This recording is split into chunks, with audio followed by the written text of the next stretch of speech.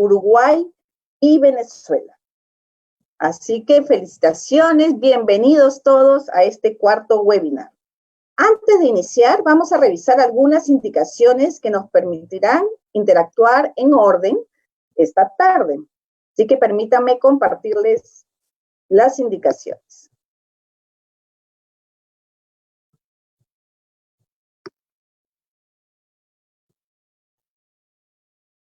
El ciclo de webinar, para los que recién nos están acompañando, surgió de la iniciativa de varios nodos que conforman la red ante la necesidad de repensar y adaptar el trabajo que veníamos haciendo, ¿no?, a la situación derivada de la pandemia.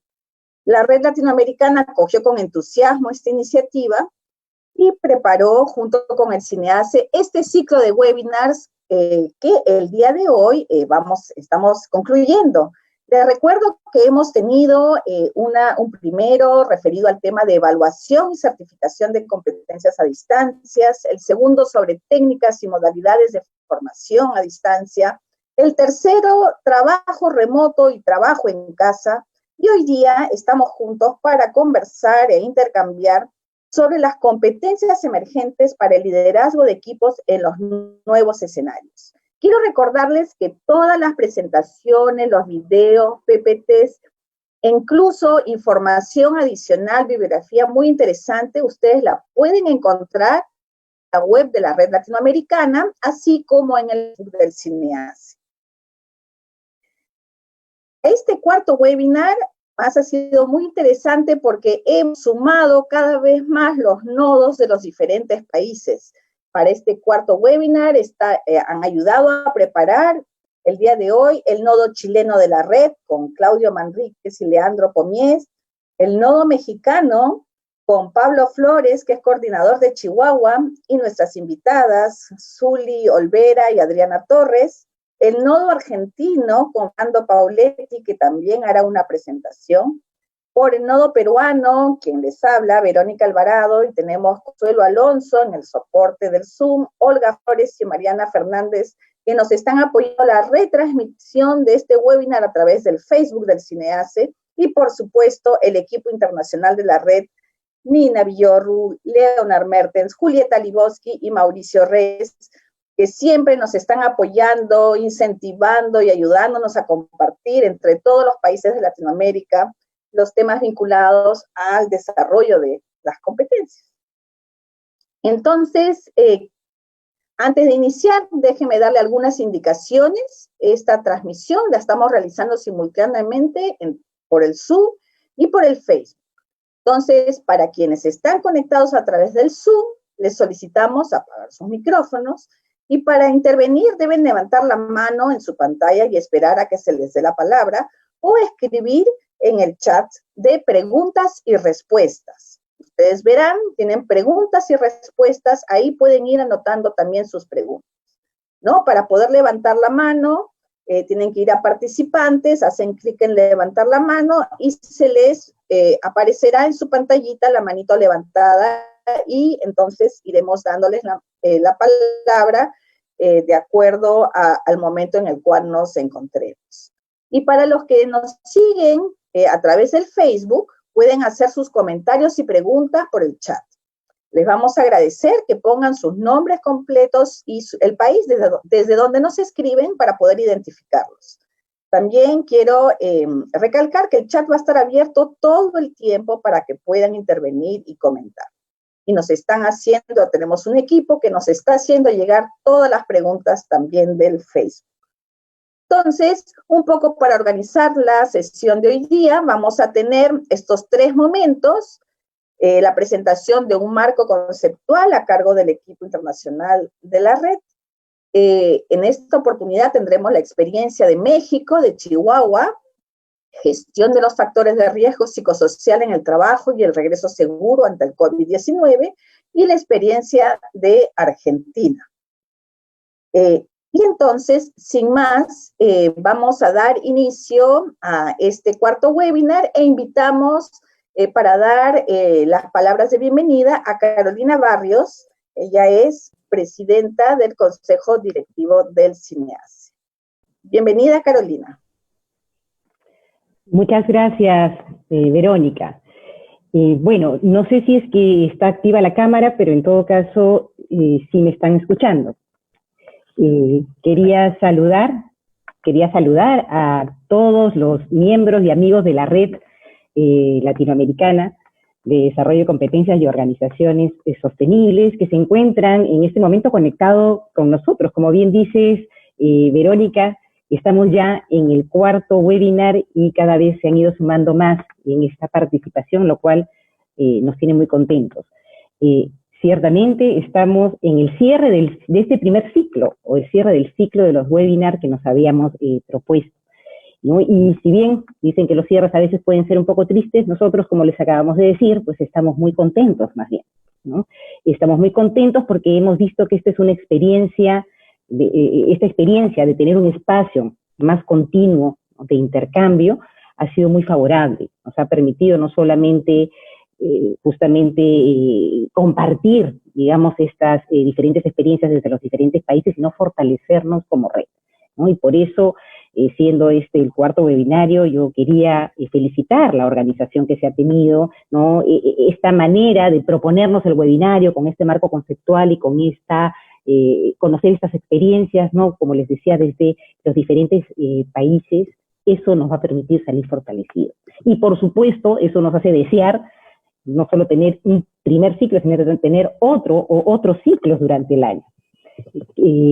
Ciertamente estamos viendo eso ya para podernos organizar. Quería adelantarles igualmente que CINEASE está ya preparando para el mes de octubre un seminario de certificación de competencias, donde vamos a tener una feria virtual de experiencias, a los cuales desde ya los estamos invitando y los vamos a tener informados y al tanto, ¿no?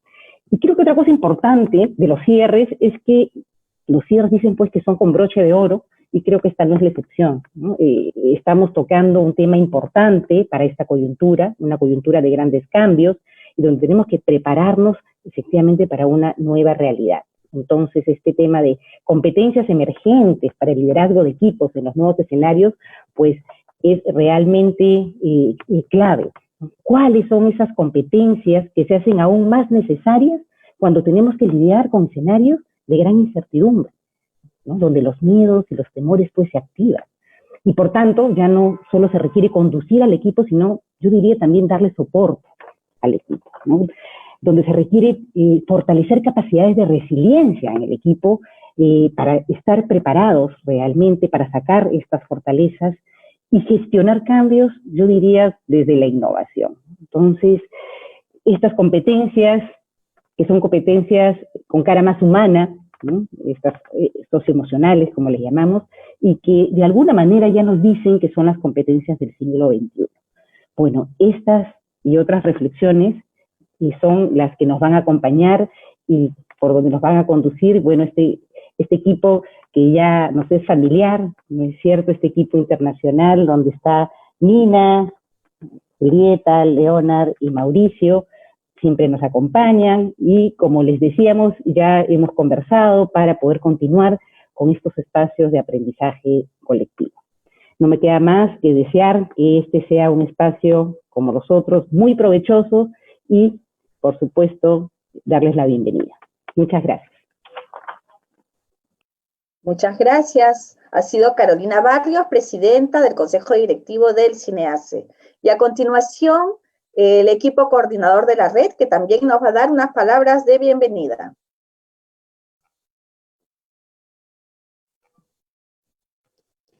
Bueno, hola, bienvenidos todos.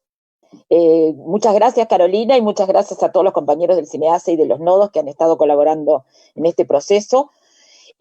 Nosotros le queremos dar la bienvenida y finalmente decirles que sí, que esto finaliza una etapa, pero la idea es comenzar otra, ¿no?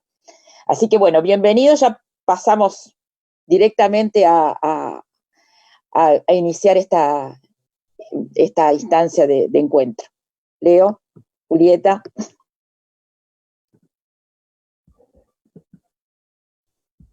Sí, Leo va a comenzar. Bienvenidos todos. Saludo a todos, a toda la red. Bueno, el tema de hoy, como ya decía en la introducción, se decía que es el de las competencias emergentes. La presentación lo fuimos trabajando con Mauricio, bueno, también con Julieta, Nina, y está dividido en tres partes. La primera parte, una lectura sobre las competencias que estamos observando, que están emergiendo. No significa necesariamente nuevas, pero que están tomando una mayor presencia hoy en día en el mundo laboral. La segunda parte, la segunda lámina, se va a referir a lo que esto significa para el liderazgo en las organizaciones.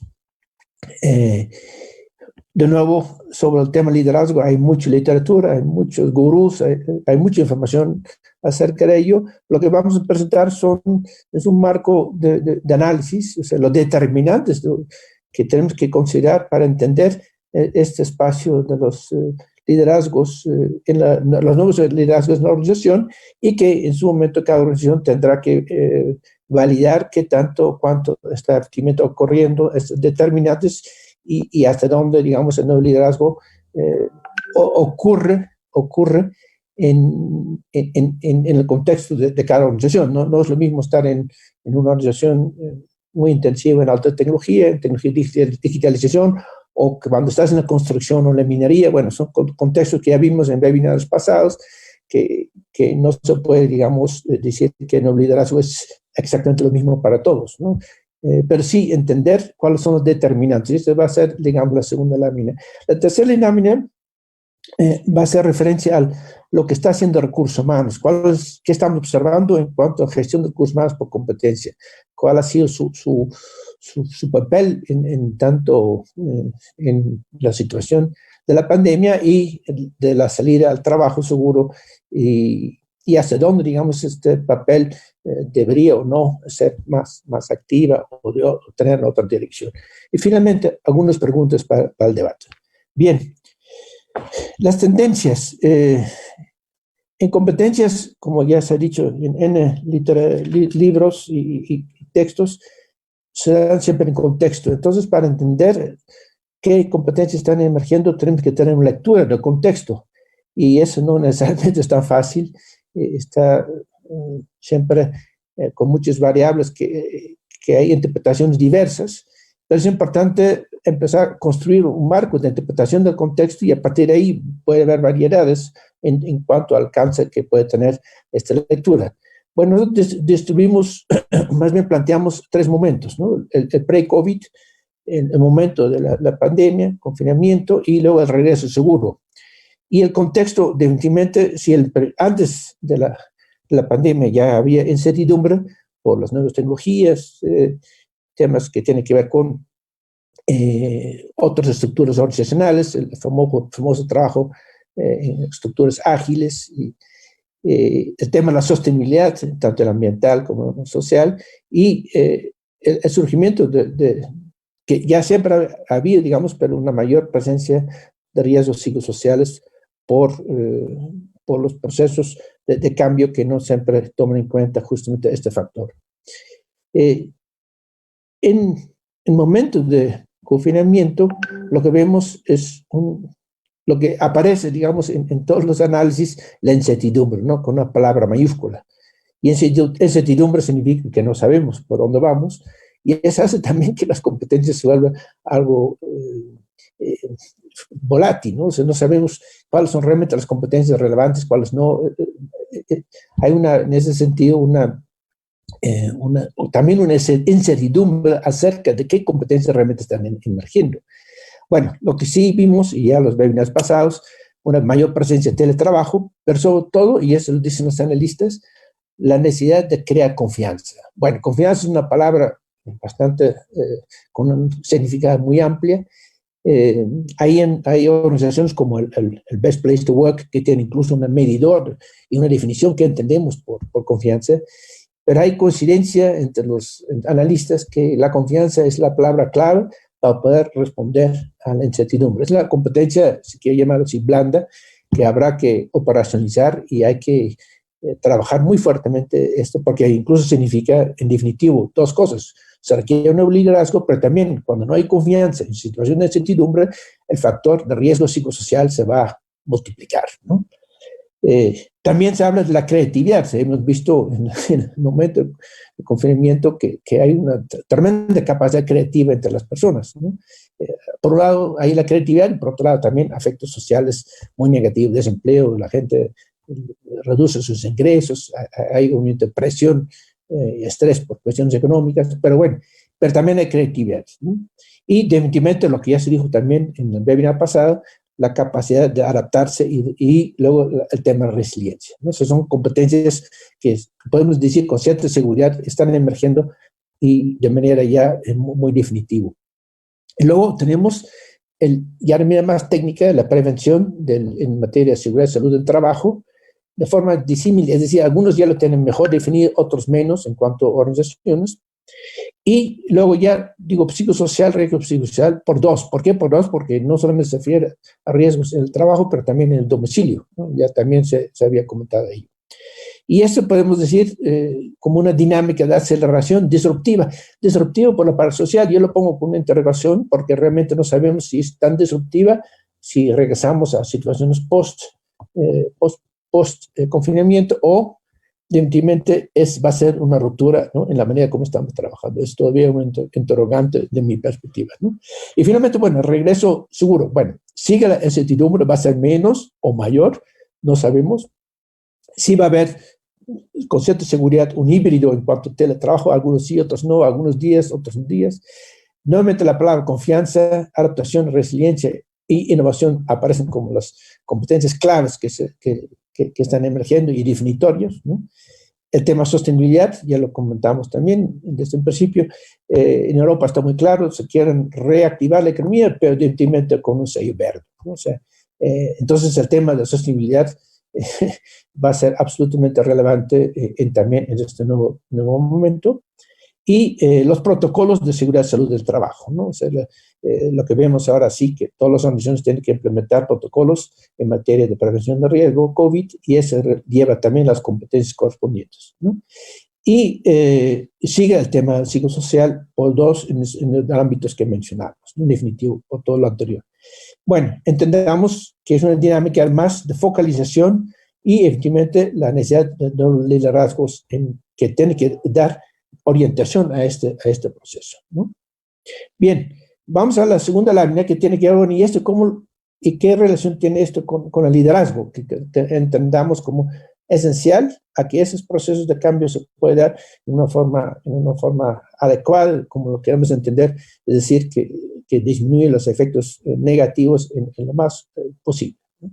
Bien, en la columna izquierda, ¿no? Vemos un conjunto de determinantes que trabajamos con Mauricio, desde qué entendemos por el trabajador, cuáles son sus funciones, su lugar de trabajo, el tiempo, cuáles son determinantes de comportamiento del trabajo, el énfasis que se pone en esos determinantes en la organización, el modelo de trabajo, es decir, la organización, la relación de los equipos de trabajo, el tipo de líder y finalmente el fundamento del liderazgo. Bueno, no voy a entrar en todos los puntos, pero sí vemos una evolución desde, se puede decir, hasta un fervo muy esquematizado, desde la primera revolución industrial hasta cuando empieza ahora la tecnología de la información, donde realmente hay un cambio muy fuerte en lo que es el trabajo en equipo, el surgimiento de equipos ya no todos autodirigidos, pero ya hay una noción de empezar a trabajar por equipos, pero finalmente en la parte pandemia y post-pandemia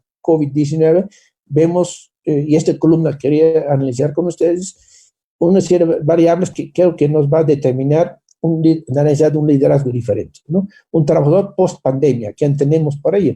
Bueno, no solamente un trabajador del conocimiento, como fue la parte pasada, pero también un trabajador que tiene más autonomía y más posibilidad de organizarse, pero al mismo tiempo también más incertidumbre, ¿no? Frente a la situación de incertidumbre y tiene que saber también manejar situaciones de incertidumbre. La mezcla en cuanto a lugar entre fábrica, oficina, home, ¿no? Casa, cualquier lugar, cualquier momento. Los determinantes de comportamiento ya no es un tema necesariamente todo definido por una cadena productiva, sino muy fuertemente en los valores. Las organizaciones van a tener que trabajar mucho en los valores y en el engagement, lo que vimos también en la webinar pasada. Un futuro incierto, ¿no? El énfasis, ¿no? Tenemos que reconocer todos que no sabemos dónde va en los siguientes momentos en nuestra organización. Y eso es muy importante, modelo de trabajo muy de la personalización. Creo que coinciden muchos analistas que si bien en el pasado la idea de un líder era mi equipo son en cantidad de personas con perfiles que se trataban de manera similar, y ahora vemos que tenemos que ver las personas como individuos con sus características, necesidades particulares. El ejemplo típico es de que en el marco COVID, gente con edad mayor tiene un trato diferente a personas de edad digamos, más joven, digamos. Y al mismo tiempo, personas con ciertos problemas de salud no pueden trabajar ahora todavía, etcétera, etcétera. Entonces, nos obliga también vernos mucho más como individuos y como personas. Igual, como no estamos necesariamente trabajando todos en un solo espacio, también los factores individuales se vuelven fundamental y que el líder tenga que tener esta capacidad de lectura de las necesidades individuales, ¿no? Y bueno, y esto nos lleva a un tipo de líder, lo que llaman post-pandemia, de un líder capataz, que de pasar de ser coach y ahora a un post-pandemia con características que tienen que ver con los puntos que mencionamos hace un momento, ¿no? En donde la confianza y la compasión va a ser clave que va a tener que manejar este líder. Bien. Y finalmente, bueno, ¿qué vemos en la parte de recursos humanos? Bueno, antes del COVID había una escala amplia, digamos, de la gestión de recursos humanos por competencias, ligados a la macro tendencia, digitalización, tema de sostenibilidad, tema también que tiene que ver con incluso la parte psicosocial, y una gestión de recursos más centrada en la parte de talentos que en las brechas, ¿no? O sea, esa fue la tendencia. Se puede decir, bueno, vamos a ver más la parte donde las personas tienen fortaleza que en la parte donde las personas tienen déficits, ¿no? Esa fue una tendencia En el confinamiento, ¿qué vemos? La verdad, y eso coincidimos también con muchos, una paralización total de recursos humanos, la gestión de recursos humanos. Y vemos que las competencias están dando de manera tácita, no por contexto. Nuevamente aquí la importancia de la lectura de contexto, porque el contexto nos está dando justamente el contenido de la competencia, más allá de que haya una gestión de recursos humanos o no, por ello. Entonces es fundamental, desde nuestra óptica, tener esta lectura, relectura, análisis constante del contexto, porque es donde se dan las competencias mucho más allá de lo que puede ser una gestión de recursos humanos desde esa perspectiva ya mucho más dirigida. Y al final, en lo que vemos en regreso seguro, en la presencia muy clara de los protocolos y una gestión de recursos humanos centrado en seguridad y salud, porque si algo se estaba en este momento haciendo en temas de capacitación, formación de la gente, es en relación a los protocolos. Los demás temas están relativamente ausentes. Tendrá que pensar en la gestión de recursos humanos también cómo empezar a trabajar el tema de liderazgo, porque al no acompañar los cambios con liderazgo adecuado, los riesgos psicosociales, entre otros, van a aumentar y eso se puede, digamos, derivar por lo mismo lo que significa el contexto de cambio de trabajo que mencionamos, ¿no? Bueno, finalmente, algunas preguntas para el debate, ¿no? Hay necesidad de desarrollar competencias explícitas, estándar con certificación, orientadas a la prevención de riesgo. Por ejemplo, se requiere estándares de competencia para el regreso seguro al trabajo. Nosotros en México estamos haciendo algo para el turismo. La pregunta que tenemos y hacemos es, ¿hace falta un estándar para eso? Y lo vamos a ver también con el caso de Argentina, donde tiene otra mirada, más de contexto. Bueno, es para el debate, ¿no? Si vemos el caso agroindustria, ¿hace falta un estándar para los jornaleros agrícolas? ¿Hace falta un estándar para la gente de la oficina? ¿O no hace falta porque el contexto es suficientemente determinante para que la competencia se da sin que hubiera necesidad para un estándar? Segunda pregunta, ¿cuáles son las competencias emergentes de liderazgo de equipos? Digo, hay muchos, ¿no? Menciono muchos. ¿En cuáles podemos realmente focalizar y decir, bueno, estos puede haber una variedad? Por ejemplo, hay un autor que analizó como 100 modelos de liderazgo en organizaciones. O sea, cada uno tiene su propio modelo, al final de cuentas, de liderazgo. Pero ¿cuáles son aquellos aspectos de liderazgo que no podemos omitir, que deben estar? Y los otros, flexibles, adecuados. Y finalmente, el diálogo social. ¿Qué papel tiene el diálogo social en la construcción de este liderazgo? Porque el liderazgo, el nuevo liderazgo, no solamente en cuestión de la gerencia, también involucra, ¿no?, los actores sociales, en este caso, la representación de los trabajadores, y cómo se construye conjuntamente este nuevo figura de liderazgo donde tanto el sindicato como la empresa o representación de trabajadores de empresa pueden encontrarse. Bueno, lo dejo esto como a modo que podemos conversar con ustedes. Muchas gracias. Muchas gracias, Leonard. No sé si nos puedes dejar en pantalla las preguntas justamente para motivar el diálogo. Ahora vamos a tener un pequeño espacio para poder hacer comentarios a la presentación de Leonard Mertens, poder hacer preguntas en base a justamente estas preguntas tan interesantes que nos está dejando, ¿no? Si es que, repito, hay necesidad de desarrollar competencias explícitas o un estándar con certificación orientadas a la prevención del riesgo COVID y del riesgo psicosocial. La segunda, de cuáles son las competencias emergentes de liderazgo de equipos. Y la tercera, cuál es el rol del diálogo social en la construcción del diálogo, del liderazgo emergente. Gracias. Entonces, pueden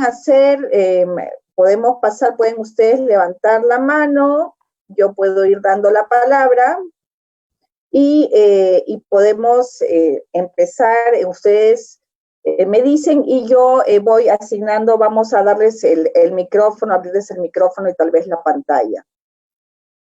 A ver, yo veo que está Marcelo Casartelli con nosotros. Marcelo.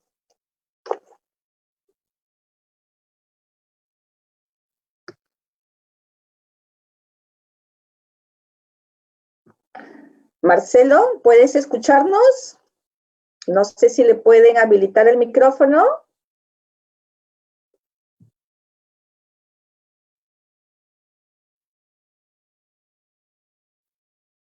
Hola. ¿Está Pablo Flores? ¿Sí? Así es, Vero. Dale, Pablo.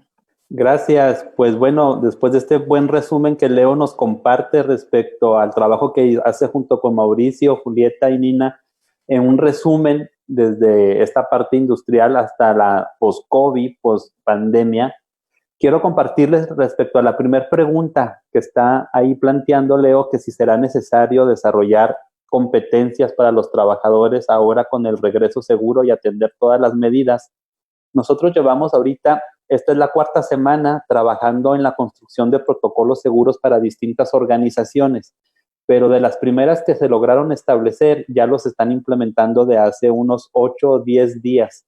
Y lo que estamos recibiendo de retroalimentación fue, primero, que sí fue difícil que los trabajadores, el comité que se instaló en cada organización de distintos niveles jerárquicos para construir el protocolo, sí requerían ciertas competencias que les eran totalmente nuevas al hablar de un protocolo de este tipo. Pero el segundo hallazgo que me está pareciendo muy interesante, porque el primero pareciera obvio, el segundo es que una vez que transmiten a los trabajadores los protocolos, que los capacitan, los habilitan con las nuevas medidas y las nuevas instrucciones, los trabajadores con cierta facilidad asimilan la información, incluso son capaces de responder cuestionarios o evaluaciones para validar el aprendizaje. Pero en el pasar de los días, al segundo, tercer, octavo día, se nota que el trabajador no ha asimilado no solo la responsabilidad, sino la gravedad de la realidad. Y entonces, con mucha facilidad, los trabajadores comienzan a relajar las medidas que ya aprendieron, las adecuaciones e instalaciones que la empresa ya invirtió, los modelos de gestión o de seguimiento y monitoreo comienzan a avisarles al comité de emergencia que los trabajadores ya no lo están haciendo. Pareciera como si hubiera una asimilación mental que por haberlo aprendido y demostrado que soy capaz de hacerlo, quedé inmune y protegido al COVID, o pareciera que esa certeza de haberlo aprendido hace desaparecer el riesgo de contagio. Entonces yo estoy observando, y trabajamos en ello, que es necesario construir un cuadro de competencias básicas para conseguir que la persona asuma en su modo de vida y de trabajo esta convivencia con el COVID, al menos mientras se resuelve. Porque por más medidas que la empresa pone y los capacita, en la mente de la persona pareciera que hay una falsa seguridad al dominar estos temas y no asimila la competencia del autocuidado, de la protección. Y por eso es que yo creo que además de competencias para construir los protocolos y ejecutarlos, debemos de trabajar en estas competencias socioemocionales donde te responsabilicen y asumas la realidad del peligro. Hasta ahí mi aportación hacia la primera pregunta de Leona. Excelente, muchas gracias, Pablo, muy interesante lo que nos comentas. A ver, tenemos tiempo para una intervención más antes de pasar a las experiencias.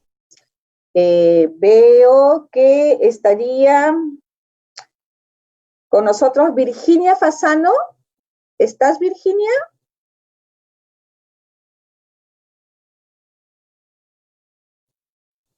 Hola. No Hola, sé si Virginia. me escuchan allí. Perfectamente. Ok, ¿qué tal? Un gusto escucharlos. Quizás ahí la inquietud que nos plantea Leonardo, que nos deja pensando, es cómo ir desprendiéndonos de estos comités de crisis que se conformaron muy ágilmente, por lo menos en Uruguay. Trabajamos mucho en salud y seguridad, tal cual me sentí muy reflejada en sus reflexiones. Y ahora queremos volver a la mirada más estratégica de desarrollo de líderes y bueno, ese lugar desde la mirada de la salud y la seguridad que fue necesaria en el momento más crítico del comienzo de la pandemia, nos ha dejado un poco, si se quiere, involucrados con ese enfoque. Fue muy bueno porque fue muy activo y se conformaron equipos muy cercanos de todas las áreas, no solo con recursos humanos, con la dirección, con operaciones, con todos los sectores, pero ahora queremos volver a esa mirada del líder desarrollador de potencial y de gestión. Entonces, bueno, quizás por ahí alguna recomendación si quisieran compartir de cómo ir desprendiéndonos y volviendo a la mirada más estratégica, ¿no? Que creemos que a mediano y largo plazo es la que quizás mejor podemos aportar, ¿no? Desde recursos humanos incluso. Muchas gracias, Virginia.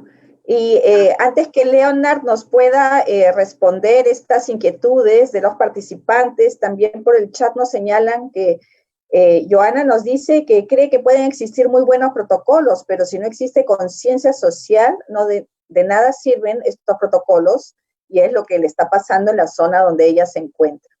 Leonard, si nos puedes hacer comentarios sobre estas participaciones. Sí, desde nuestra óptica, las competencias ayudan más allá del conocimiento, llegar, lo que comentábamos ya también en otro webinar, al desempeño. Y eso genera una conciencia más profunda. No obstante, sigue siendo, es cuando nosotros hacemos la examen y la prueba de manejo, y 3 días después pasamos el semáforo rojo, sabemos que no hay que hacerlo, y igual lo hacemos, ¿no? Entonces, requiere también de retroalimentación, observancia, medición de la implementación de esas medidas.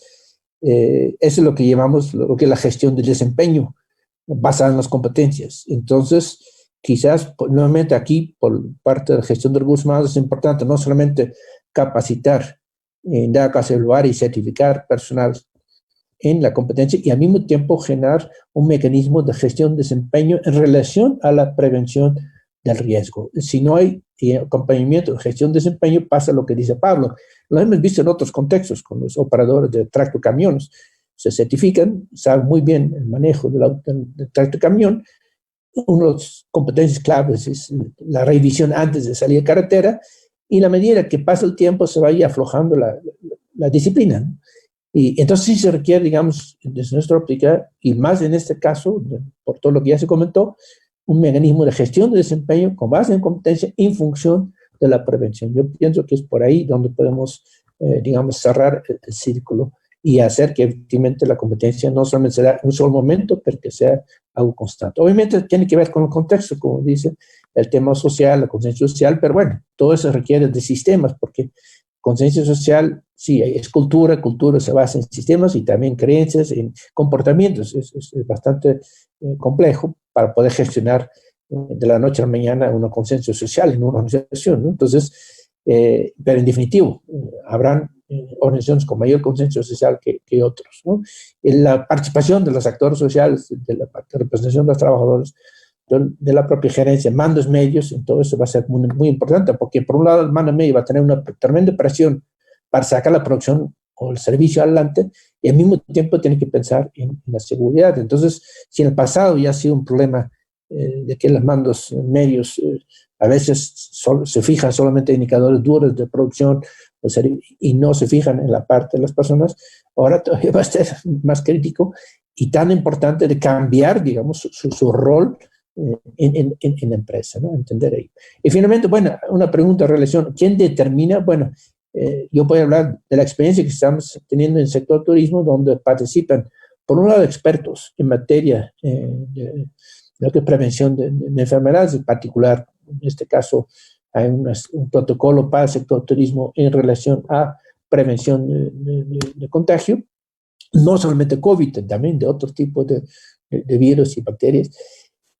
Y al mismo tiempo es muy importante tener la presencia de las personas que están directamente trabajando en el área, porque son los que dicen que es factible o no factible mantener o no mantener cubrebocas todo el tiempo, mantener o no mantener 1.5 de distancia en una cocina chiquita. Bueno, todos esos factores hay que contrastar también con la realidad concreta, con los expertos especialistas del área. Entonces es una mezcla interesante, porque entre la parte teórica normativa versus la práctica, hay que encontrar el justo medio. Entonces, para nosotros es muy importante involucrar la parte operativa de empresas grandes, medianas, la parte sindical, y al mismo tiempo los especialistas, y entre todos encontrar el justo referente.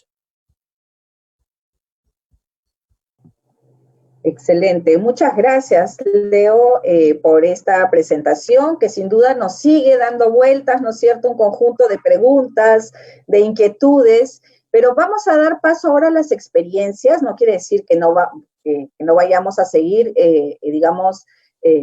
preguntándonos y contestándonos sobre estos temas tan importantes, ¿no? Y las experiencias que tenemos el día de hoy son sumamente interesantes. Voy a presentar primero la experiencia de México, de Chihuahua, que se denomina Gestión de los Factores de Riesgo Psicosocial en el trabajo y el regreso seguro ante el COVID-19. Para esta experiencia va a participar Zuli Alejandra Olvera Muñoz. Ella es contadora e integrante del Comité de Gestión de Seguridad y Salud en el Trabajo de la empresa Jubilam y Chalet. Y la va a acompañar Adriana Torres, que es consultora y que está apoyándola justamente en la implementación de estos protocolos y estándares referidos a la gestión de riesgo psicosocial en el trabajo. Bienvenida, Zuli. Muchas gracias, buenos días. Buenos días a todos, mi nombre es Zuli Olvera, trabajo para la empresa Jubilam y Chalet como contadora y soy integrante del Comité de Gestión y Seguridad y Salud en el Trabajo. Agradecemos el espacio que nos brinda la Red Latinoamericana de Desarrollo de Competencias y Organizaciones Sostenibles para poderles platicar un poco sobre nuestra experiencia en estos factores de riesgo y el regreso seguro ante el COVID-19. Jubilam y Chalet es una empresa que se fundó desde 1980. Contamos con 12 sucursales y una matriz. Las sucursales se encuentran en la República Mexicana, en los estados de Baja California, Coahuila, Sonora, Nuevo León, Zacatecas, y en el estado de Chihuahua contamos con la matriz y 5 sucursales más. Nos dedicamos a la fabricación de muebles de madera y todas sus partes. Nuestra principal actividad es la producción de cubiertas para cocinas. Nos especializamos en el diseño de las cocinas y cualquier otro mueble de madera. También realizamos la venta de línea blanca y accesorios para cocina. Nuestra plantilla de trabajadores en conjunto son 152 trabajadores, el 45% mujeres y el 55% hombres. En Jubilam y Chalet implementamos la norma 035 y mi compañera Adriana les va a hablar sobre ella. Muchas gracias, Zuli. Buenas tardes a todos. Mi nombre es Adriana Isela Torres Romero y he tenido la oportunidad de participar como consultora con esta gran empresa que es Jubilam y Chalet. Y efectivamente, en México existe una norma oficial mexicana 035 que es administrada por la Secretaría de Trabajo y Previsión Social.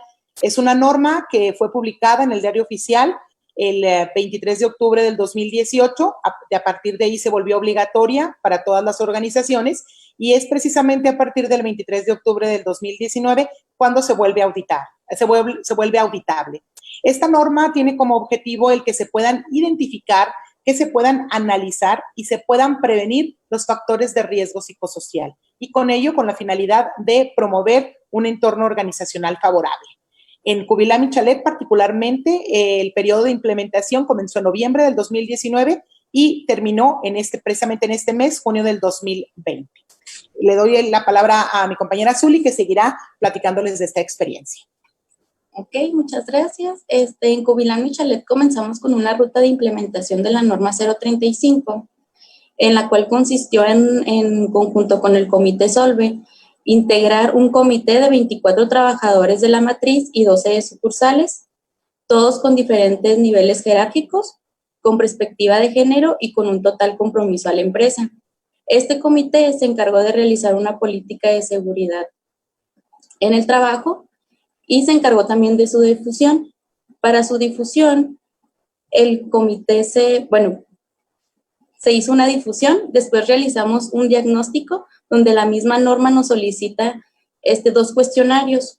Un cuestionario llamado Identificación de factores de riesgo psicosociales en el entorno laboral y otro de identificación de acontecimientos traumáticos severos.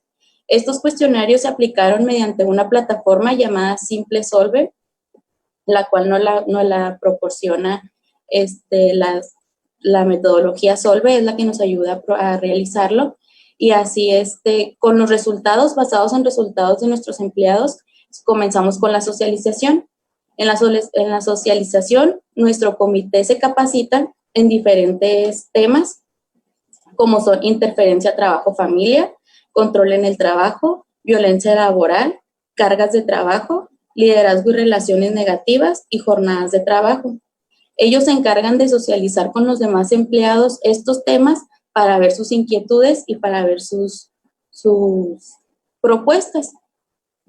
Después de esto, realizamos, ya teniendo toda esta información, un plan de acción.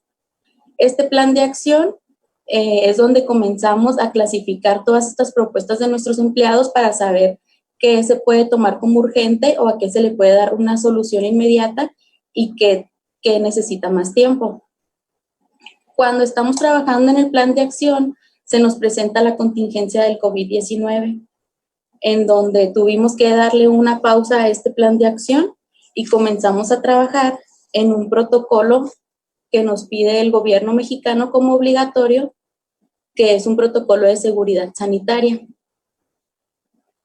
Este protocolo se divide en varios puntos y nos solicitan varias cosas que tenemos que cumplir, como son las medidas de ingeniería. En las medidas de ingeniería tratamos de tener todas nuestras áreas de trabajo marcadas, con marcas en el piso, guardando la sana distancia, los comedores con micas para que los empleados al momento de que son sus horas de comida no tengan este contacto.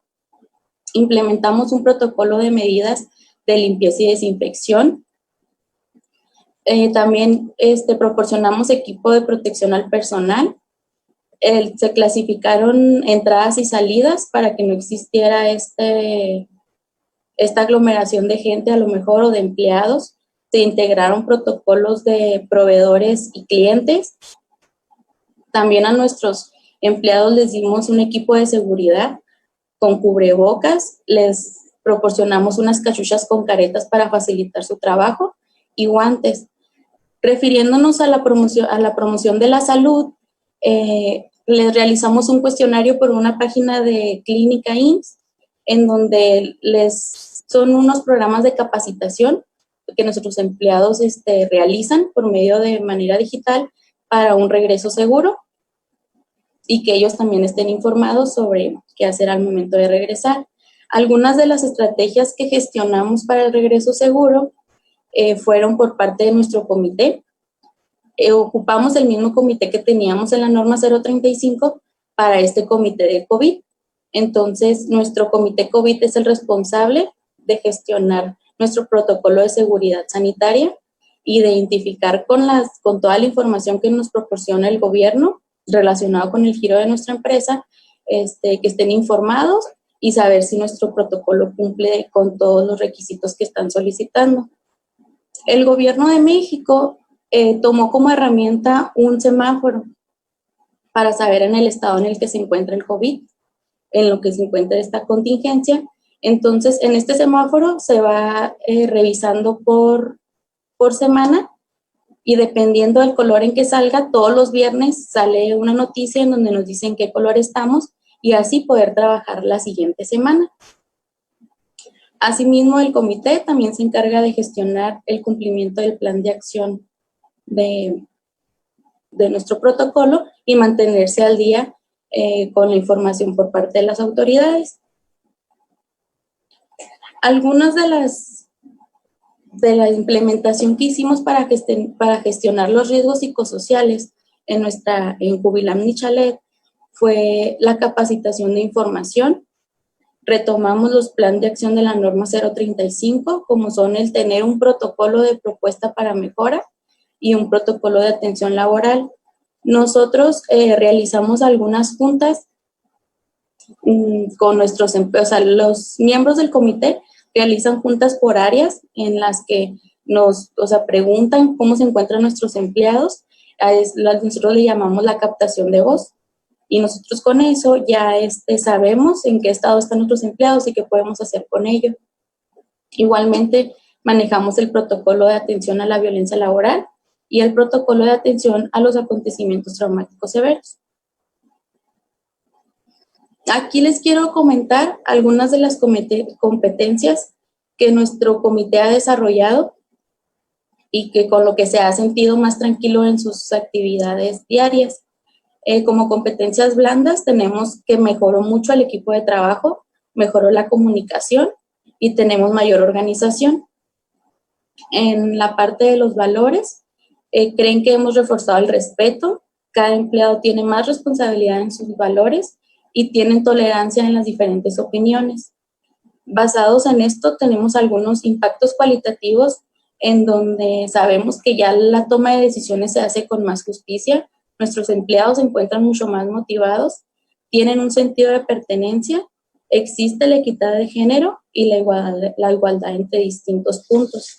Entonces, nosotros como Jubilam Michalet sentimos de que la norma 035 con la metodología Solver y este protocolo de seguridad sanitaria que se nos presentó, hemos mejorado mucho nuestro entorno laboral. Por mi parte sería todo. Quedo a sus órdenes para cualquier duda o comentario.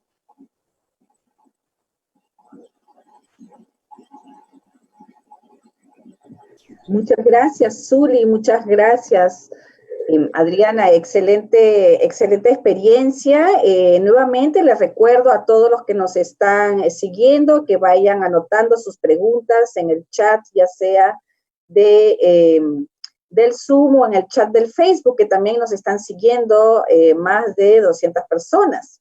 Así que vamos a dar ahora el pase a la segunda experiencia, ¿no? Después de esta segunda experiencia, entonces tendremos ya una fase de preguntas y de respuestas por parte de los ponentes.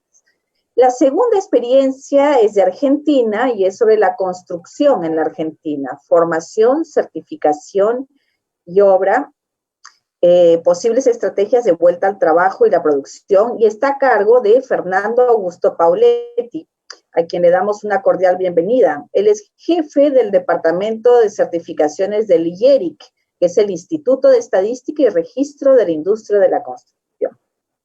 Así que bienvenido, Fernando, y te estamos escuchando. Bueno, muchísimas gracias, Verónica, por la presentación y gracias por la convocatoria a participar de este webinar. Básicamente, lo que voy a plantear en esta breve exposición es la posibilidad que nosotros tenemos desde la participación en el sector construcciones de poder unir tres ambientes distintos. Uno, el de la formación. La industria de la construcción tiene mucho plantado un sistema muy fuerte de formación profesional, de formación de obreros en términos de oficios, También está desarrollado e implementado el sistema de certificación de competencias y obviamente voy a estar tocando el tema de la vuelta al trabajo en las obras propiamente dichas. La primera pantalla que ustedes están viendo tiene que ver básicamente como para que nos situemos en el estado de avance de la pandemia en nuestro país, que aunque los números para el resto del mundo son números chicos respecto de la evolución en Argentina, en realidad es demostrativa y lo importante son los datos que dicen datos importantes. En este momento estamos transitando básicamente el ingreso en el famoso pico, en donde está aumentando muy fuertemente los casos confirmados y obviamente los casos fallecidos. Tenemos también una concentración de esta problemática en las grandes urbes, Ciudad Autónoma de Buenos Aires y el conurbano, que es toda aquella periferia de la provincia de Buenos Aires que está circundando a la capital, y en algunos otros lugares como la provincia de Chaco, Córdoba, Río Negro o Santa Fe. La curva de contagio en este momento está a la alza y está creciendo sostenidamente, pero aún estos datos, básicamente el 75% de las actividades económicas en el resto de las provincias se encuentran en su comienzo de implementación, incluyendo a esta, por lo menos lo que tiene que ver con la obra particular y en muchos casos también la obra pública.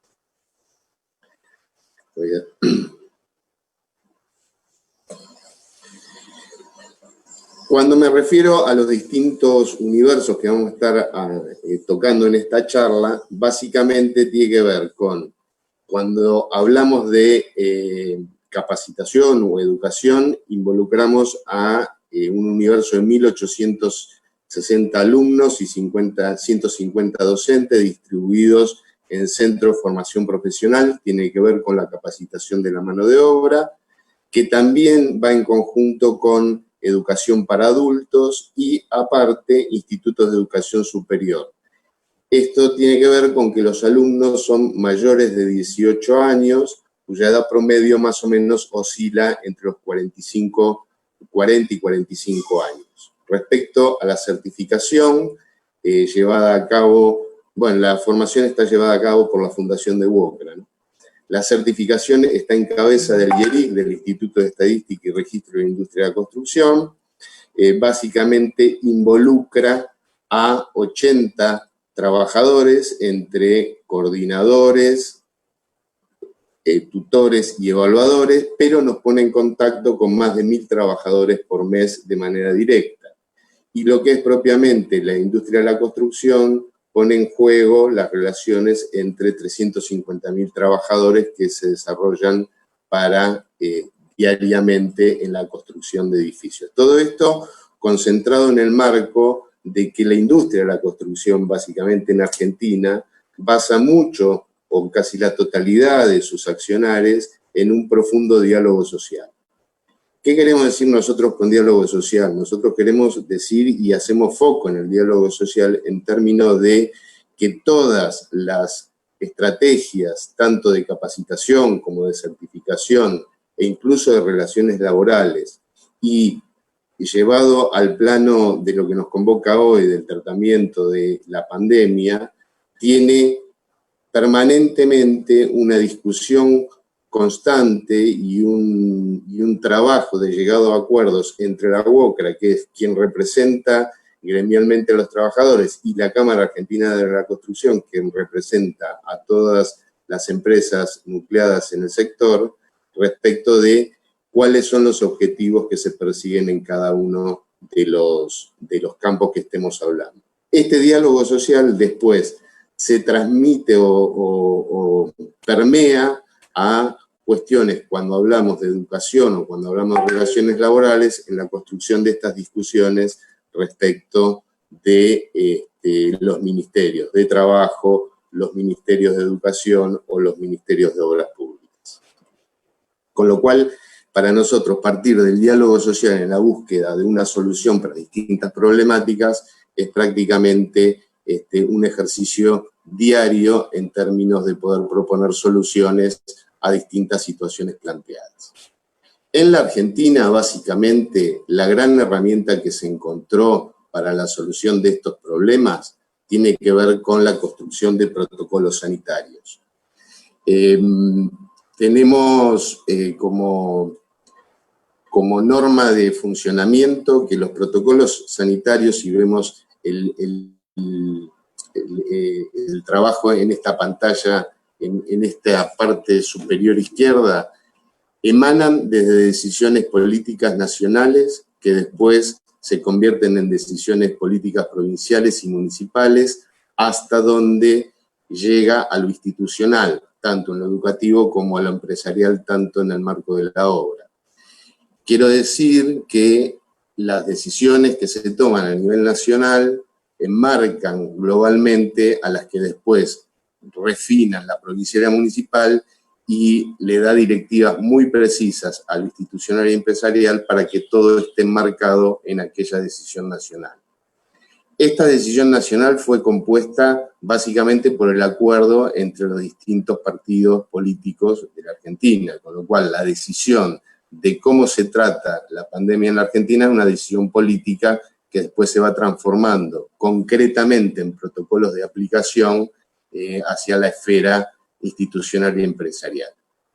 Vemos en esta pantalla también el impacto sobre los dos grandes universos, el de la construcción y el sector de la educación. En términos del sector de educación, nosotros estamos en Argentina todavía sin clases en las aulas. Esto implica que se están preparando, se supone que para septiembre se está planificando la vuelta a las aulas de todos los niveles educativos, se están preparando tanto los protocolos sanitarios nacionales, provinciales, como los de los ministerios de cada una de las jurisdicciones educativas, en conjunto con los protocolos que está preparando cada una de las instituciones de esos ministerios provinciales. Quiere decir que se está armando todo el esquema de accionar y de acción para ver cuando ingresen los alumnos y los docentes a las aulas, hacerlo de manera segura.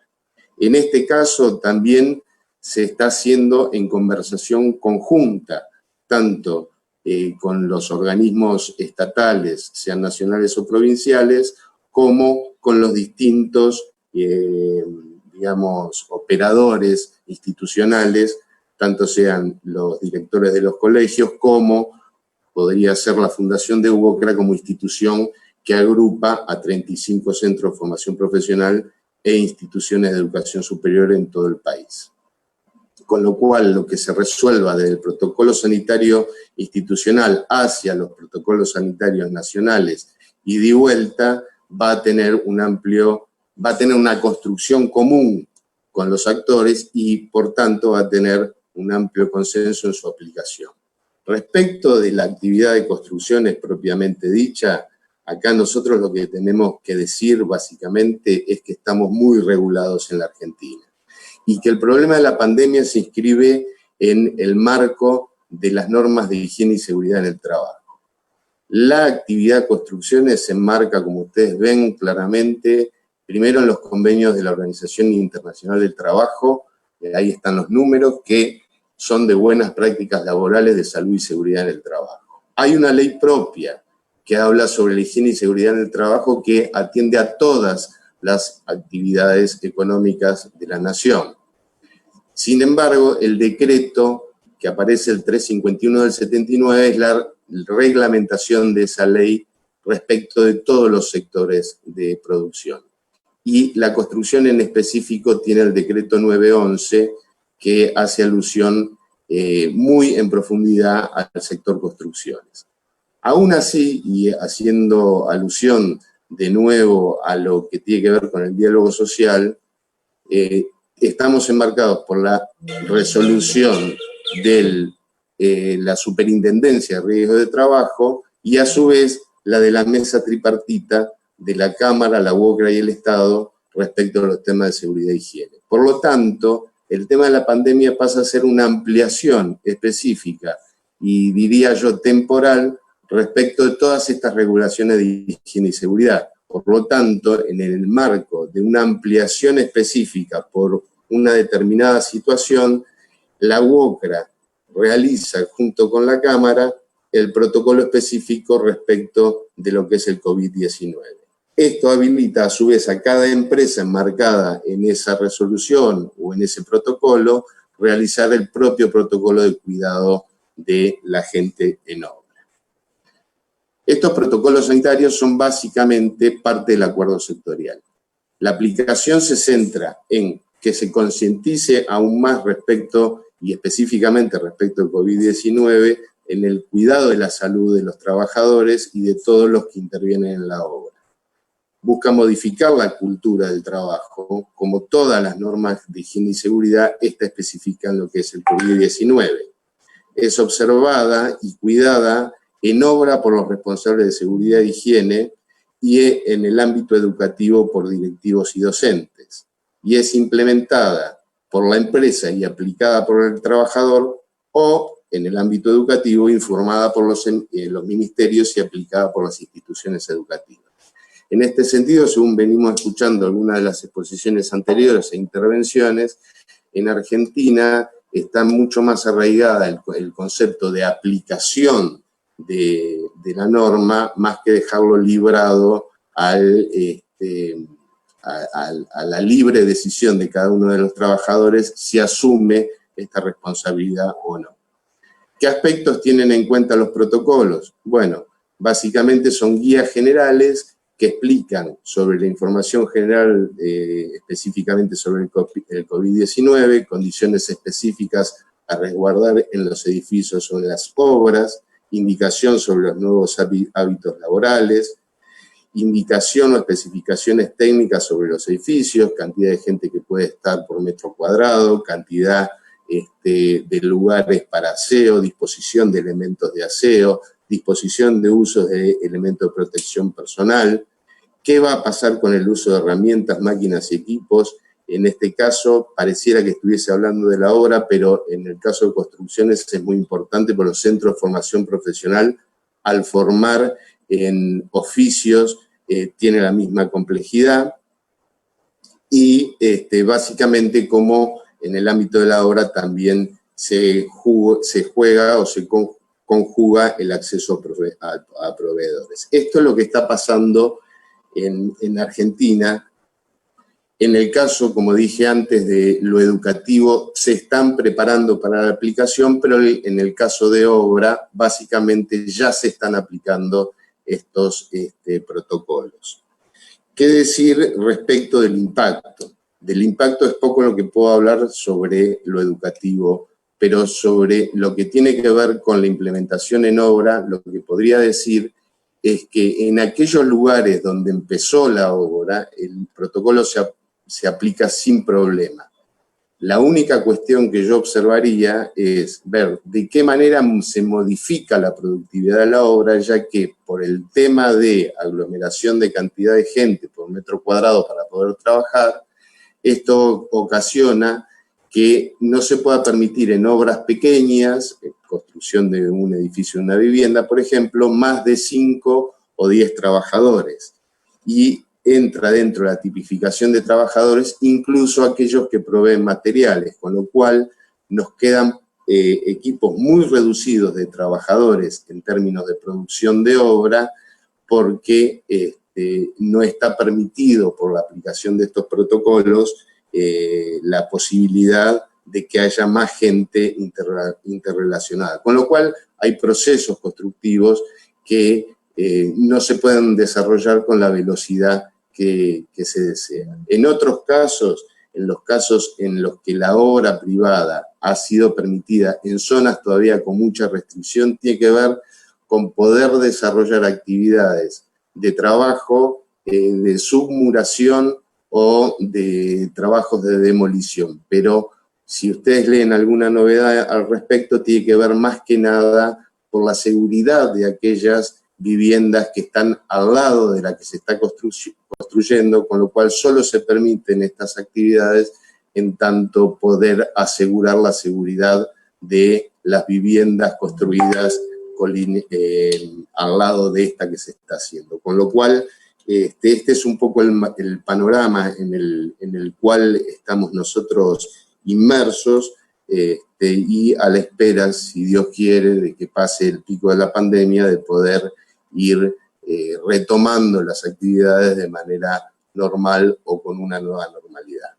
Así que agradezco mucho la oportunidad y estoy abierto a las posibles preguntas que se puedan realizar. Muchas gracias.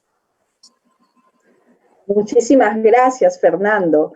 Y miren ustedes qué interesante los temas que hemos tratado hoy, ¿no? Vinculados justamente a al tema en que estamos inmersos todos, que es el regreso seguro. Ya todos nuestros países, bueno, estamos en mayor o menor pico, pero ya todos necesitamos regresar, ¿no? Necesitamos regresar por la actividad económica de todos, ¿no? Y cómo es la importancia de ir aplicando estos protocolos que en algunos casos, como la empresa Kubilá Michalet de México nos ha mostrado, que lo hace a través de una norma, la implementación de la norma, ¿no? De gestión de factores de riesgo psicosocial en el trabajo. O ahorita Fernando Pauletti, que nos habla justamente de todos estos protocolos, ¿no? Sanitarios, que es muy interesante, ¿no? Como nos ha explicado, que son elaborados de manera, bueno, Argentina tiene una dinámica muy particular, ¿no? En permanente diálogo social, ¿no? Y eso es justamente lo que asegura una implementación, pues, eficaz y oportuna, ¿no? Entonces, vamos a dar ahora paso a la segunda ronda de preguntas. Así que les reitero, pueden ir haciéndolas tanto en el chat aquí que tenemos en el Zoom, pueden levantar también la mano en el Zoom, las preguntas del Facebook, que también se nos han quedado algunas de la ronda anterior que las vamos a traer ahora, ¿no? Pero antes de pasar a las preguntas, justamente queríamos anunciarles que al igual que en la vez pasada, ustedes saben que para nosotros es muy importante conocer la opinión que ustedes tienen sobre este webinar. Así que le pido por favor a Leandro, nos va a compartir justamente esta encuesta de satisfacción que la vamos a hacer en el Menti. No sé si ustedes conocen el Menti. Les pedimos a todos que puedan acceder a esta página web, el www.menti.com, e ingresen este código, que es el 493325. Ahí le van a aparecer 3 preguntas que les solicitamos a todos que vayan contestando, no se vayan a ir del webinar sin antes haber contestado. ¿Por qué? Porque justamente nos ayuda a evaluar, ¿no? Y a mejorar cada día, cada vez más nuestros webinars. Les recuerdo que hemos aprendido un montón, también aquí los organizadores, ¿no? He empezado en una forma de acceso libre donde tuvimos varios problemas y cada vez vamos mejorando. Ahora aquí en esta plataforma Zoom que nos está proporcionando los colegas de Chile en un trabajo coordinado con México, con Perú, con Argentina, en fin, esta es justamente un espacio muy rico de intercambio entre todos los países latinoamericanos. Así que recuerden, ingresen a la página del Menti. Y ahora vamos a dar entonces inicio a las preguntas. Y tenemos aquí a Claudio Manrique, que ha levantado la mano. Claudio, adelante. Hola, ¿cómo están? Hola, Claudio, se te escucha muy bien. Qué bueno, ¿cómo están? Mucho gusto. Verónica, ¿cómo estás tú? Un saludo a Pablo y a toda la red latinoamericana de un amigo chileno que los extraña mucho y siempre los recuerda con harto cariño. Saludos también, bueno, desde el Nodo Chileno, estamos coordinando, apoyando con Leandro y Jaime desde Chile para poder apoyar también los webinars, así que nosotros encantados. Mi pregunta va hacia Zuli, que de México. Zuli es el nombre, ¿cierto, Verónica? Así es, Claudio, es nombre. Saludos, Pablo. Hola, Pablo. Entonces quiero preguntarle a Zuli, ¿qué resultados lograron determinar con las medidas que aplicaron de riesgo psicosocial ante el COVID? Los resultados que lograron evidenciar. Nosotros en la empresa sí logramos muchos resultados. La verdad es que fue más fácil poder implementar un protocolo de seguridad sanitaria porque ya teníamos un antecedente de un comité, de una ayuda para poder realizar algunas actividades.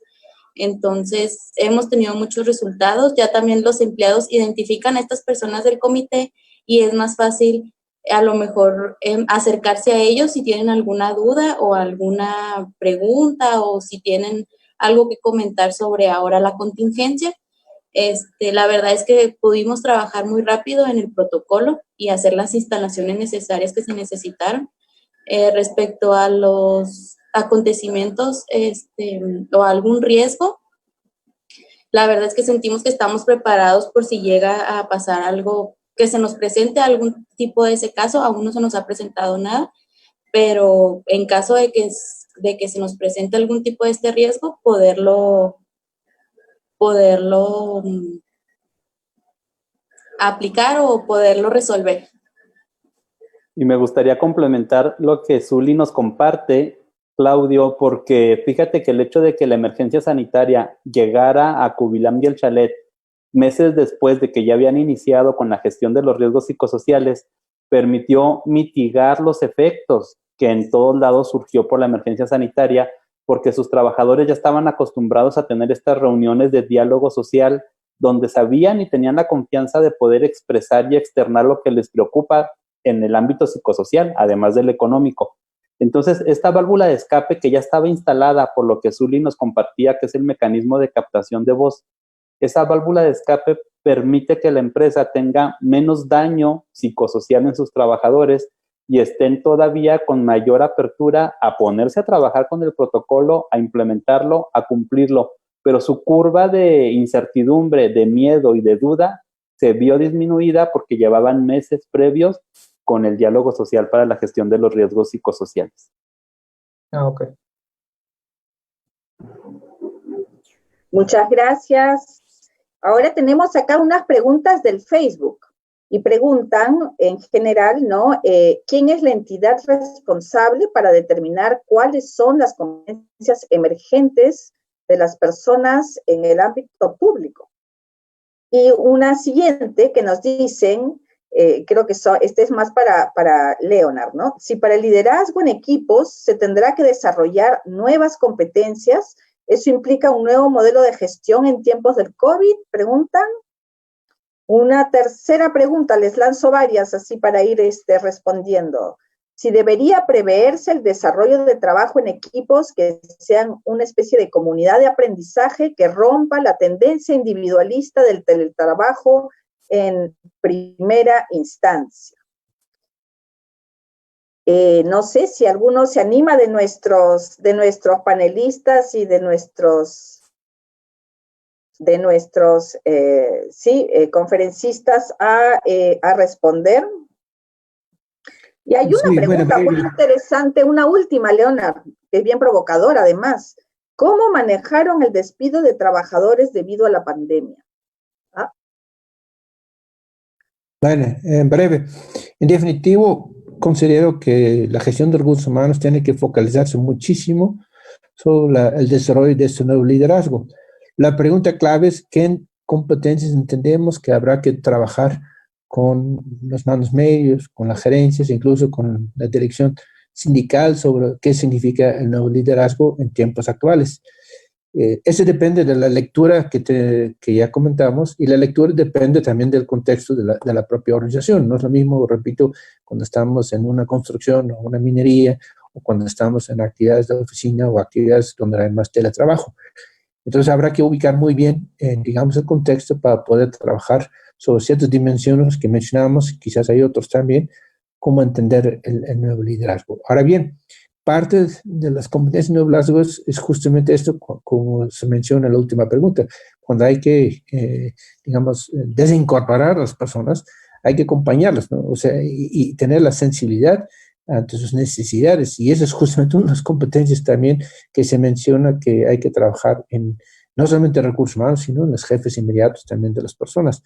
Y ese es un tema absolutamente delicadísimo, y fundamental, porque también la propia empresa en otro momento va a tener que también que recontratar a lo mejor esas mismas personas, entonces es fundamental acompañarlos en su proceso de desincorporación y buscar la manera que haya, digamos, posibilidad de asegurar de una u otra manera, según el contexto, sus ingresos familiares. Ese es un tema no menor. ¿Sí?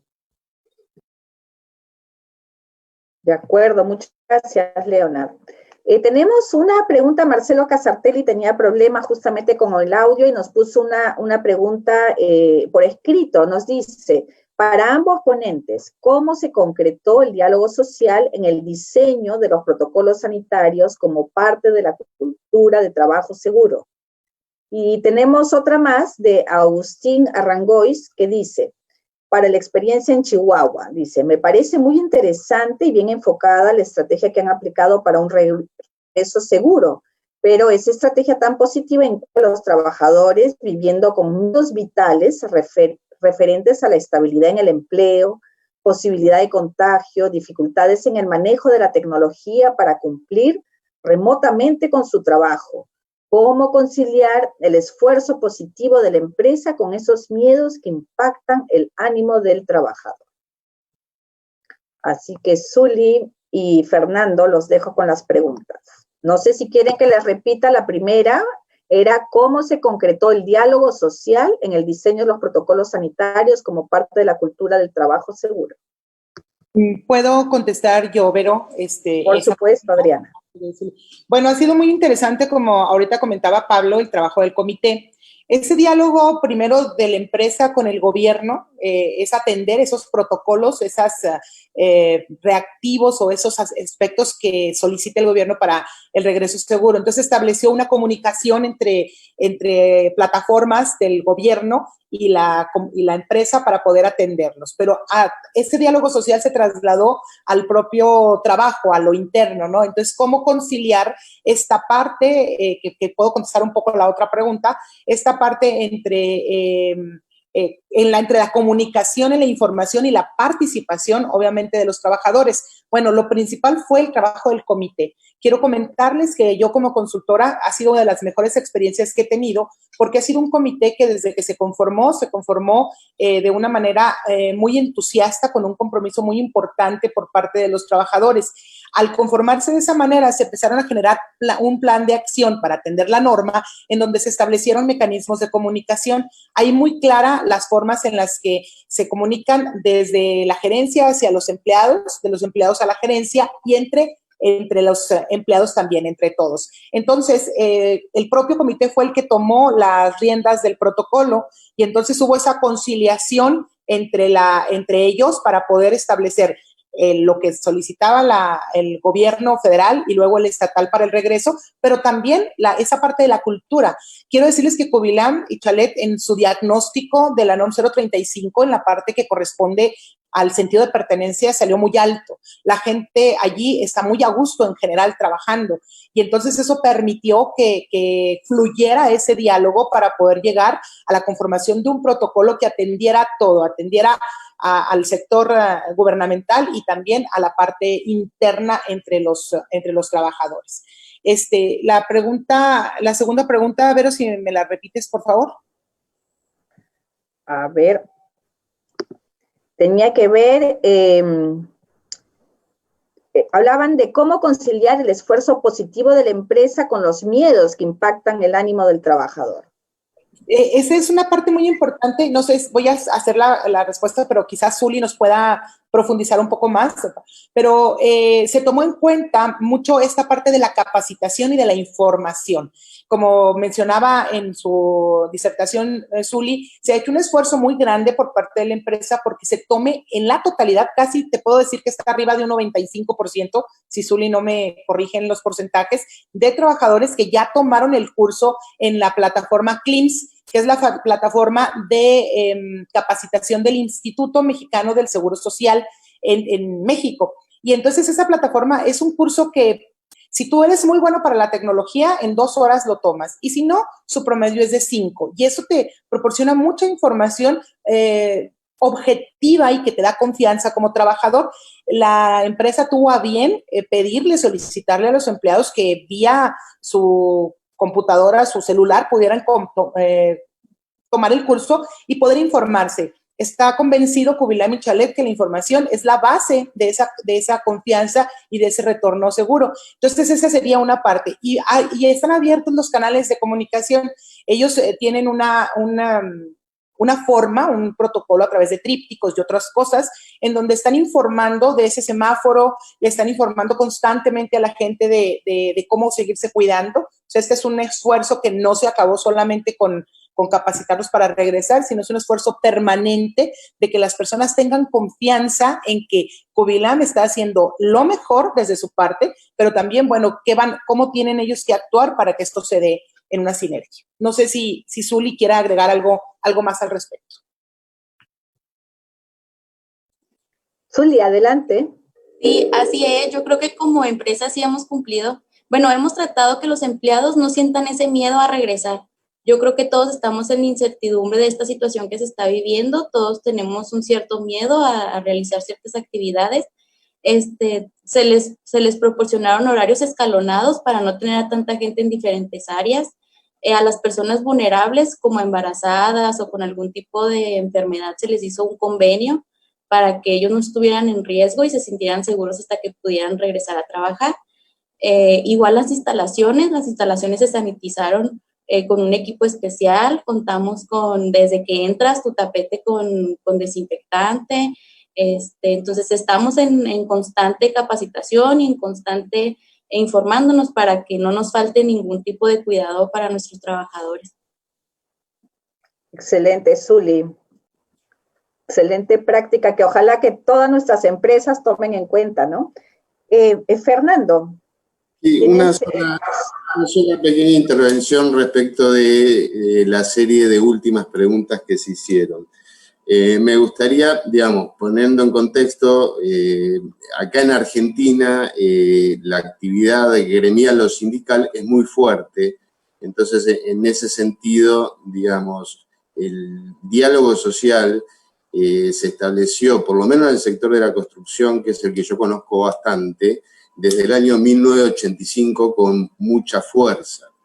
Y el diálogo social acá lo que significa es poder construir una sola posición frente a los mismos temas, en conjunto el empresariado con el sector sindical, quedando básicamente reservado los procesos de discusión cuando se establecen los procesos de paritaria, es decir, cuánto le pago al trabajador o no. El resto de las actividades, por lo general, en su amplia mayoría, van con una posición en conjunto el sindicato con las empresas. Tomando este punto de partida, digo, ¿qué ocurrió? Porque hay una de las preguntas que habla sobre los despidos. En Argentina se tomó la siguiente determinación, también como con una decisión muy elaborada en conjunto sindicato con empresa, y tiene que ver con la preservación de la fuente de trabajo. Digamos, hay dos cuestiones en Argentina. La decisión política del Estado Nacional respecto del COVID es preservar la salud. Y respecto del mundo del trabajo, tanto el Estado como los sindicatos y las empresas es preservar las fuentes de trabajo. Con lo cual, la estrategia que se estableció ahí no fue el despido, sino fue la reducción salarial, en algunos casos es del 20 o el 25%, con lo cual, al no asistir también hay menos gastos y se ve menor impacto al ingreso de los trabajadores atendiendo a este periodo de aislamiento social y en resguarda de la fuente de trabajo. Y por último, respecto también de alguna de las intervenciones respecto de Leonard en el caso de cómo fue evolucionando el tema del COVID, yo creo que hay que poner foco o abrir algunas observaciones dependiendo de cada área de la que estemos observando. Creo que va a haber conclusiones distintas a áreas que tienen que ver con el quehacer y requiere de la intervención del ser humano fuertemente y áreas que van a requerir de menor presencia y mayor presencia de relaciones, digamos, o conversaciones que se puedan dar a distancia. Podría ser los los sectores profesionales o los departamentos de recursos humanos o el sector informática, aquellas actividades que posibiliten trabajar a distancia van a tener algunas conclusiones, me parece que muy diferentes a conclusiones donde se necesite mano de obra intensiva, como puede ser el sector minero, como puede ser el sector de la construcción. Gracias, Vero. Muchísimas gracias, Fernando. Y una última pregunta antes de pasar a la parte de las conclusiones. Ustedes saben que tenemos muchos maestros o personas que trabajan en el sector educativo que nos siguen en estos webinars. Y entonces, un primer mensaje muy lindo que nos llegó de la UGEL de Canta. Canta es un pueblo muy cerca de Lima, pero que está un poco ya en las alturas, ¿no? Y ellos dicen, en mi institución de Canta, Perú, le denominamos Plan para la Vigilancia y Prevención y Control del COVID-19, ¿no? Y para el trabajo. Y con lo expuesto, con todo lo que han escuchado, vamos a enriquecer. Así que excelente. Ven ustedes, Fernando, Zuli, Adriana, ¿no? Lo que ustedes están compartiendo está ayudando también a instituciones educativas. Y una pregunta que viene justamente sobre este tema es, ¿cuál es la experiencia que tienen ustedes o que han escuchado en sus países para la preparación para el inicio del trabajo en las instituciones educativas, ¿no? ¿Qué tipo de protocolos en especial se están tomando, ¿no? Así que les dejamos esta pregunta. Fernando, tal vez tú primero. Pero yo puedo contarles qué estamos pensando acá en Argentina. En Argentina básicamente se está trabajando que la afluencia de alumnos no sea en el volumen de los alumnos que teníamos pre-aparición del COVID. Se está estableciendo una cantidad de alumnos por metro cuadrado que, para que tengamos una idea, va a llevar a la cantidad de alumnos que teníamos por aula prácticamente a la mitad de la que había en ese momento. Con lo cual plantea básicamente a su vez un tema de tiempos. Si tengo la mitad de alumnos, muy probablemente se establezca o que una semana vaya ese grupo y la otra semana vaya el otro grupo, o una semana, lunes, miércoles y viernes vaya el grupo A, martes y jueves vaya el grupo B, y a la semana que viene rotan, y en los días que no tengo a los grupos en clase, establecer procesos de enseñanza a distancia que son básicamente muy parecidos a los que se está aplicando ahora. Eso es para aplicar en todo lo que sea uso de aula intensivo. Y lo que se está pensando respecto a aquellos, como puede ser la educación secundaria técnica o los centros de formación profesional, es si una semana un grupo va a las aulas para tener clases más de tipo teóricas, a la otra semana ese grupo de alumnos ocupe más intensivo los talleres, pero siempre rondando en la disminución del volumen de alumnos. También se está hablando de un tratamiento muy especial en temas de los recreos, en lo que es la educación para adultos. Se está pensando en eliminar los espacios de recreo, que son 2 espacios de 20 minutos, y hacer las clases más cortas, y después mucha atención en términos de cada tanta cantidad de tiempo obligar, en el buen sentido, a que se saniticen las manos y observar muy bien el uso de los elementos de protección personal en términos de tapaboca y distanciamiento social. Eso es lo que está pasando o lo que se está hablando en Argentina básicamente. Excelente, muchas gracias. Adriana. Sí, en el caso de México, sí hay diferencia entre lo que es educación básica, que abarca desde preescolar hasta preparatoria o media superior, y la superior. Hasta ahorita las indicaciones, voy a platicarles particularmente del estado de Chihuahua, son que los maestros van a regresar, maestros y personal, a hacer una limpieza, una sanitización cerca de la segunda o tercera semana de agosto, para dar inicio oficialmente hasta este momento, el 7 de septiembre, al ciclo escolar. Sin embargo, todavía no, como comenta Fernando, todavía no visualizamos para este nivel digamos que un programa de regreso escalonado por semana, particularmente de este nivel. Yo les puedo compartir mi experiencia en la universidad. Yo soy docente en la Universidad Autónoma de Chihuahua y precisamente ahorita estamos preparando todas nuestras materias en todas las 15 facultades con las que cuenta la universidad en la plataforma Moodle y usando plataforma Moodle y otra plataforma de videoconferencia. Puede ser Zoom, Google Meets o cualquier otra. ¿Qué vamos a hacer? Bueno, existen 3 escenarios posibles en la universidad. El primero casi descartado, que regresemos, digamos que a la nueva normalidad, todos a clase. Prácticamente está descartado. El segundo escenario sería el que nos fuéramos a la virtualidad nuevamente, todos trabajando a distancia. Y el que es un poco más posible, del que se nos ha hablado, es el que manejemos algo parecido como comenta Fernando. Trabajemos los laboratorios, las materias que tienen laboratorio de manera presencial y el resto en la propia plataforma Moodle. Por eso la indicación del Consejo Consultivo de la Universidad es que todos tenemos que tener nuestro curso desarrollado o nuestros cursos desarrollados en plataforma Moodle antes del día último de agosto para dar inicio a el semestre agosto-diciembre. Sería un poco la situación. Excelente, Adriana. Y ya ven, estos problemas los estamos pasando en toda Latinoamérica y creo que no hay mejor cosa que la de ir compartiendo justamente las experiencias de los diferentes países para aprender de las mejores buenas prácticas, ¿verdad? Entonces, tenemos un conjunto todavía de preguntas, de comentarios. No se preocupen que todos estos los vamos a recoger y vamos a hacer una respuesta global a través de los boletines que estamos sacando, tanto en la página web de la Red Latinoamericana de Desarrollo de Competencias como en el Facebook del CINEAS.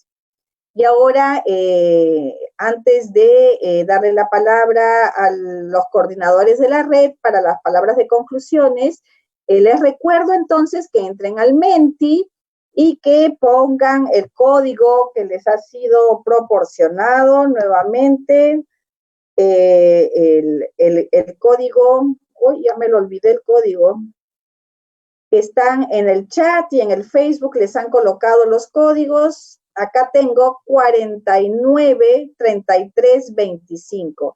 Y fíjense qué bonito, miren, con las respuestas que ustedes están dando, cómo se logra ver, ¿no? La nube de palabras que expresan justamente lo que ha significado este cuarto webinar para cada uno de ustedes, ¿no? Y eso es justamente parte de esta construcción. Miren, estamos distanciados, estamos cada uno interactuando a través de nuestras computadoras, pero igualmente no estamos unidos, estamos juntos, digamos, expresando nuestros pareceres y nuestros comentarios a través de esta herramienta, ¿no? Así que muchas gracias por participar en esta encuesta Menti. Y antes de culminar, quiero darle la palabra a los coordinadores de la red para que den sus palabras de conclusiones. Sí, Nina. Yo quisiera compartir unas notitas que fuimos tomando durante el transcurso del encuentro para ver muy brevemente las conclusiones, porque estamos un poquito pasados de tiempo, así que vamos a tratar de ser muy breves. ¿No, Julieta? Sí, de acuerdo, porque así resumimos. Así resumimos. ¿Se ve allí? Sí, solo pone presentación. Sí. Ahí está. Bueno, pero no sé, ahí. Bueno, el tema que nos convocaba en un inicio, en la presentación realizada por Leo, estaba vinculado a las competencias emergentes y a esta mirada sobre el futuro inmediato, ¿no? Y algunas de las cuestiones que hemos ido viendo es que no necesariamente son nuevas competencias, pero algunas competencias adquieren una criticidad creciente, es decir, son más críticas a futuro. Otra cuestión importante a tener en cuenta es que más allá de que puedan existir algunas características comunes en estas competencias, estas competencias se desarrollan y se gestionan en contexto, ¿ah? Y no es lo mismo según el sector, según la empresa, según la realidad específica en que las personas desarrollan y ponen en juego sus competencias. Bueno, esto quedó claro con alguna de las últimas intervenciones, ¿no?, que hacía, por ejemplo, Fernando, relacionando con los contenidos del trabajo, de alguna manera. En todo caso, todas ellas están signadas por la incertidumbre y así lo vemos en el futuro inmediato. Algunas competencias como la confianza, la versatilidad, la resiliencia, la innovación y la prevención de riesgos biopsicosociales parecen ser las más requeridas, o por lo menos las competencias a focalizar o a trabajar en lo inmediato. En la misma línea, el papel de los líderes, de los mandos medios, de las personas, de los responsables de equipos, etcétera, parece irse transformando hacia un liderazgo basado en las necesidades y las posibilidades de las personas, es decir, no una mirada estándar, sino con la capacidad de capturar y de potenciar, contemplar la heterogeneidad, la particularidad de las personas, ¿ah?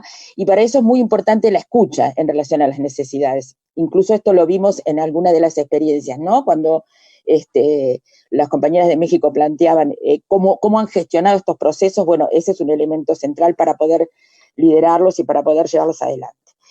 Y bueno, la gran pregunta que queda planteada es, desde la gestión humana, cómo acompañar estos cambios, ¿no? Y cómo potenciar, digamos, estos nuevos liderazgos y las competencias que los trabajadores necesitan para los tiempos que vienen. No sé si, Julieta, ¿vos querés seguir? Sí, quería complementar que de las experiencias, tanto de la presentación de Leo, pero también de las experiencias de Zuli, de México y de Fernando, de Argentina, que lo que queda claro a través de los instrumentos, las herramientas que nos han presentado para, digamos, cómo actuar en este momento, en estas circunstancias de emergencia sanitaria. El diagnóstico de las condiciones de seguridad y salud en el trabajo es central, ¿no? ¿Cuáles son estas condiciones? ¿Cómo se van a identificar estos riesgos de biopsicosocial? Y entender que dentro de los riesgos psicosociales tenemos todo lo que puede llegar a afectar esta crisis sanitaria, como es el confinamiento que afecta a la salud mental, el aislamiento, que puede llegar a producir agotamiento, que puede producir miedos de diferente tipo, ¿no? Pero sobre todo miedo al contagio, miedo a no saber cómo actuar, como en algunos de los chats decía, ¿cómo vamos a actuar? ¿Cómo se actúa ante el distanciamiento? Bueno, también hay todo un sentimiento y un miedo a la inseguridad respecto al futuro, que tiene que ver justamente con esta incertidumbre, esta incertidumbre que mencionaba Leo, pero es una incertidumbre que no solo se tiene desde los líderes y desde los equipos directivos de las organizaciones, sino también cuál es la inseguridad que tienen los propios trabajadores respecto al futuro del trabajo, al futuro del empleo. Entonces, todos estos elementos entran a jugar y por eso es tan importante el diagnóstico de las condiciones de salud y seguridad del trabajo que mencionaba antes Fernando, y que es una serie de normas, de estándares que están dentro de la OIT.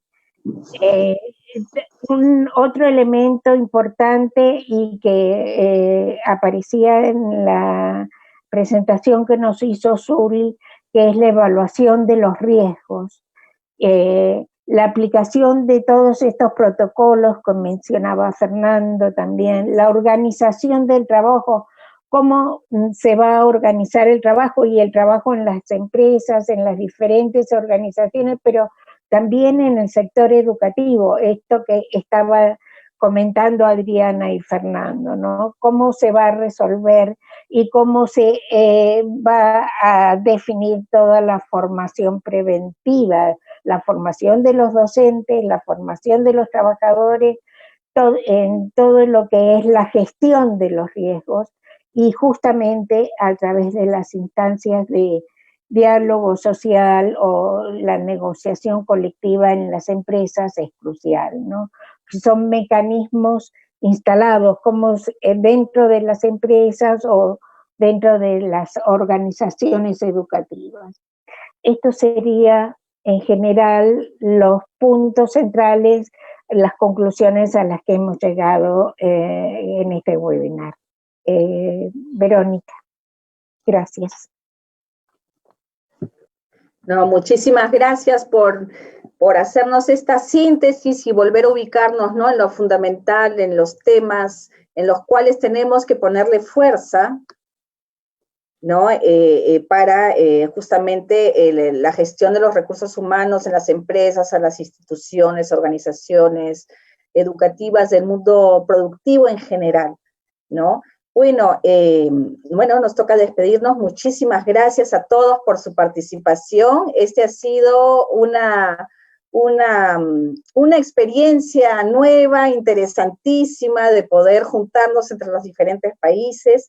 Fíjense ustedes, acá está nuestra nube de palabras, ¿no?, que sale a partir de esta herramienta del Menti. Entonces aquí, al parecer, lo que más se ha valorado es el aprendizaje que ha traído este espacio, adaptación, experiencias, competencias, excelente, protocolos, liderazgo con las experiencias.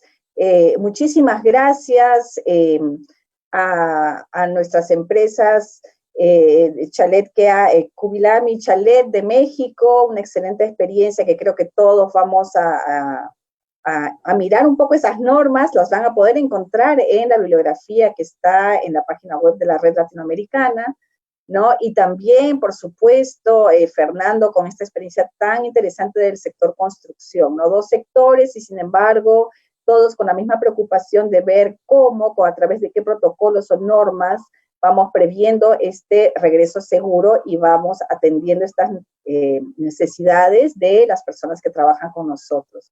Quiero dejar en la palabra a los coordinadores de la red para unas palabras de despedida. Bueno, es una despedida, pero es un hasta luego, no es una despedida definitiva. O sea, vamos a hacer una pequeña pausa en estos encuentros quincenales, pero tenemos el propósito de retomarlos a partir de septiembre, en septiembre-octubre nuevamente. Y para eso también los convocamos a todos ustedes para que sugieran temas, propongan experiencias, es decir, a través de los nodos, vehiculizar todos los aprendizajes y las reflexiones que ustedes están haciendo, ¿no? Así que, bueno, agradecerles a todo el equipo que nos ha acompañado y que nos ha sido el protagonista de estos cuatro encuentros, y bueno, seguimos en septiembre. No sé, Leo, Julieta.